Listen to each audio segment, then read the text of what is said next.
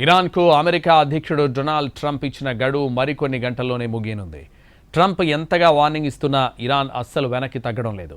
Trump మాటలను light తీసుకుంటోంది. దీంతో ట్రంప్ ఏం చేయబోతున్నారన్నది ఒకంత ఆసక్తిగా మరింత ఆందోళనకరంగా మారింది. హర్మూజ్ జలసంధిని పూర్తిగా తెరిచేందుకు అమెరికా అధ్యక్షుడు డొనాల్డ్ ట్రంప్ ఇరాన్కు ఇచ్చిన గడువు ముగియడానికి కొన్ని గంటలే మిగిలి ఉంది. ట్రంప్ ఇచ్చిన గడువు భారత కాలమానం ప్రకారం బుధవారం తెల్లవారుజామున 5:30 గంటలకు ముగియనుంది. అప్పట్లోగా హర్మూజ్ను తెరవకపోతే ఇరాన్లో వంతెనలు, విద్యుత్ కేంద్రాలను కూల్చేస్తామని ట్రంప్ హెచ్చరించారు. ఈసారి పొడిగింపు ఉండబోదని తేల్చి చెప్పారు. ఇరాన్ను తమ బలగాలు ఒక్క రాత్రిలో తుడిచిపెట్టేయగలవన్నారు. ఆ రాత్రి మంగళవారం రాత్రే కావచ్చని హెచ్చరించారు. ఇరాన్ను పూర్తిగా తమ ఆధీనంలోకి తీసుకుంటామని స్పష్టం చేశారు. గత 37 రోజుల్లో ఇరాన్లో 13,000కు పైగా లక్ష్యాలపై అమెరికా సాయుధ దళాలు దాడి చేసినట్లుగా ట్రంప్ తెలిపారు.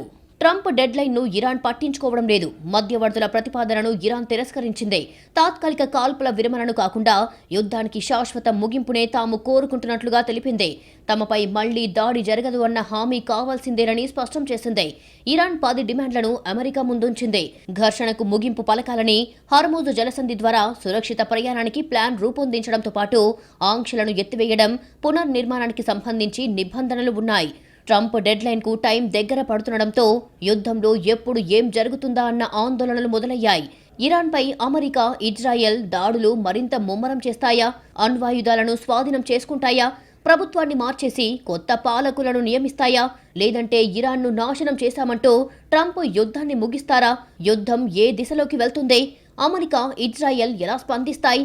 దానికి ఇరాన్ ప్రతిస్పందన ఎలా ఉంటుంది? యుద్ధం ఎలాంటి దశకు చేరుకుంటుంది?